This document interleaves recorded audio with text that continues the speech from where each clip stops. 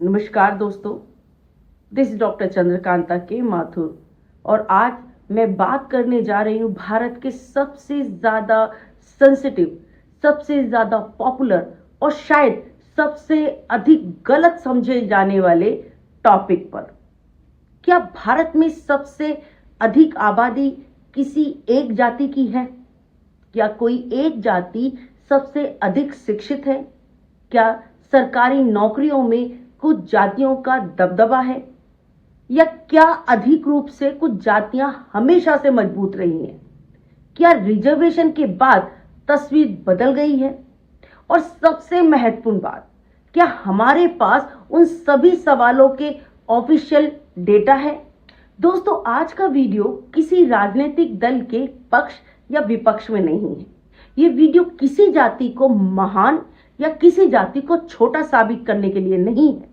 आज हम बात करेंगे केवल और केवल facts, constitution, government report, Sensex data, research studies और वेरीफाइड एविडेंस के आधार पर। मैं आपसे एक रिक्वेस्ट जरूर करूंगी कि इस पूरे वीडियो को बिना किसी पूर्वाग्रह के जरूर देखिए, क्योंकि यदि हम भारत को समझना चाहते हैं तो हमें भारत के समाज को समझना होगा कि भारत में जाति व्यवस्था क्या है।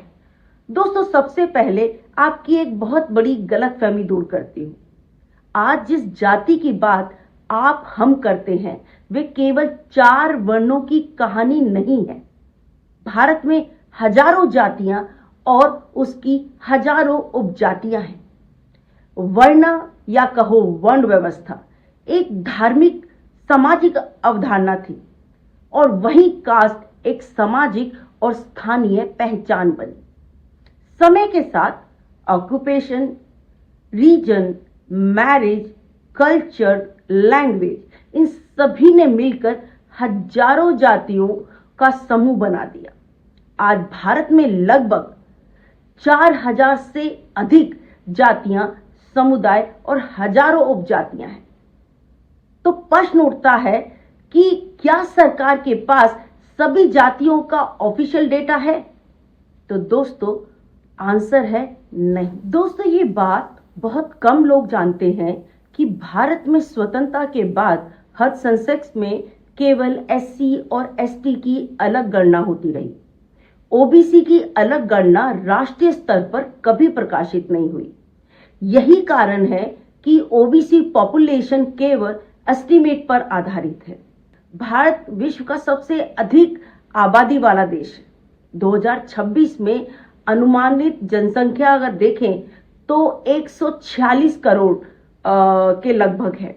अब प्रश्न आता है कि कौन कितने प्रतिशत है और कौन सबसे ज्यादा है।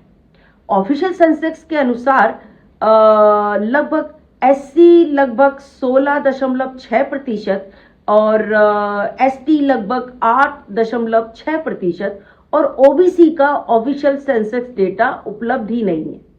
लेकिन फिर भी कई आयोगों और रिसर्च के अनुसार ओबीसी का डेटा लगभग 41 से 44% के लगभग है।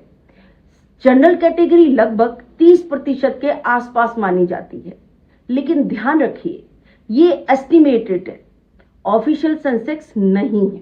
तो दोस्तों, प्रश्न उठना लाजमी है कि सबसे अधिक जनसंख्या वाली जाति कौन सी है? ये शायद भारत का सबसे अधिक पूछा जाने वाला प्रश्न है। तो उत्तर है कि कोई ऑफिशियल डेटा उपलब्ध ही नहीं है। क्यों? क्योंकि सरकार ने सभी जातियों की पॉपुलेशन प्रकाशित ही नहीं की है। हाँ, राज्य स्तर पर कुछ डोमिनेट कम्युनिटीज हैं, जैसे उत्तर प्रदेश में यादव, जाटव, कुर्मी, ब्राह्मण, राजपूत, जाट, गुर्जर और बहुत सारी अन्य जातियां। लेकिन पूरे भारत में कौन सबसे बड़ा है, इसका ऑफिशियल डेटा अगर कहें तो दोस्तों, अब बात करते हैं आर्थिक व्यवस्था पर या आर्थिक संपन्नता पर। कौन अमीर है, कौन गरीब, यह भी सीधा उत्तर नहीं है। भारत में इनकम और वेल्थ दोनों अलग अलग चीजें हैं।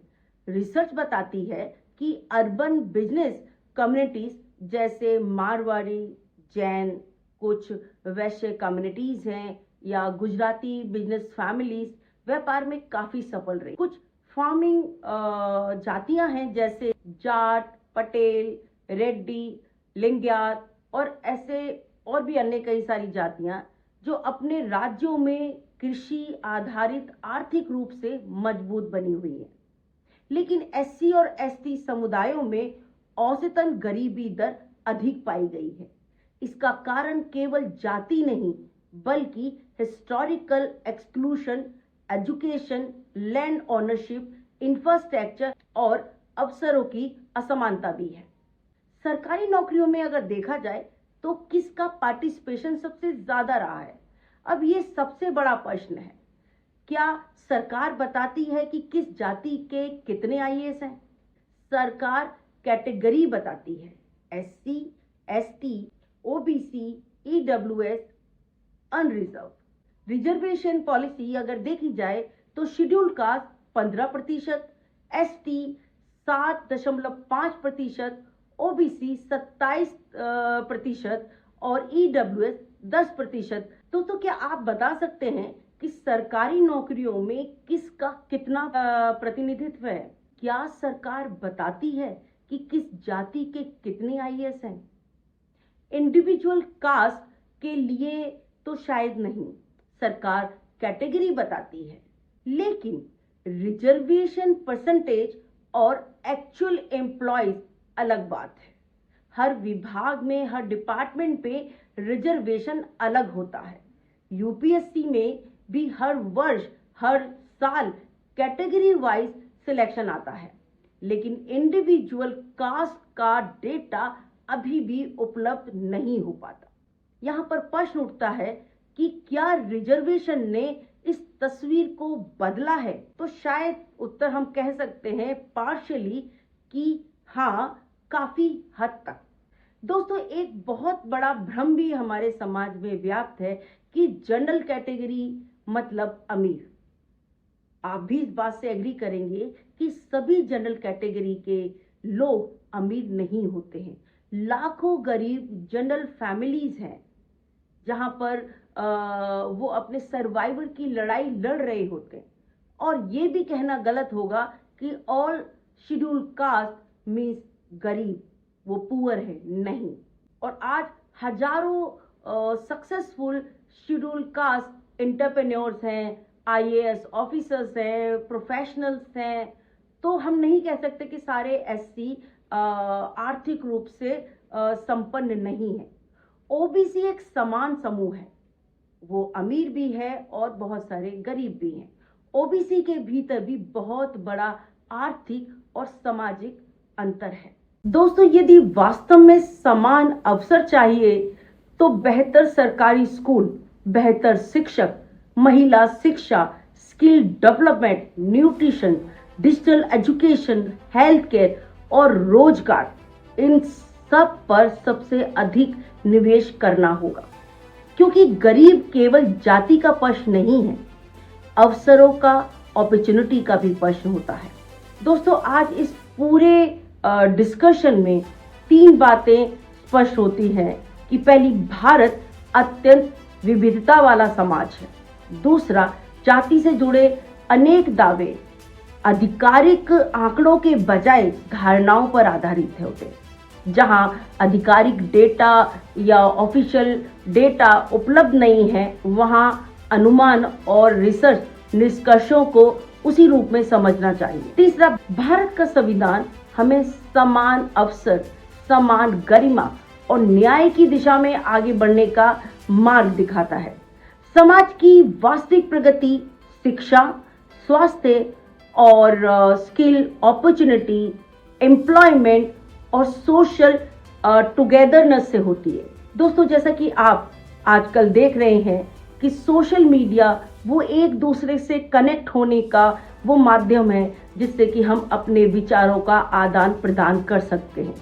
मैं लगातार आपके लिए इंफॉर्मेटिव, फैक्चुअल चीज आपके लिए लेकर आती हूँ। दोस्तों, यदि ये इंफॉर्मेशन आपको काम की लगी और आपको कहीं ना कहीं सोचने पे मजबूर किया, तो इसे अपने परिवार, अपने दोस्तों के साथ अवश्य साझा करें ताकि सामाजिक विषयों पर चर्चा तथ्यों के आधार पर हो, ना कि अफवाहों या पूर्वाग्रहों के आधार पर। दिस इज डॉक्टर चंद्रकांता के Mathur, professor and your life coach.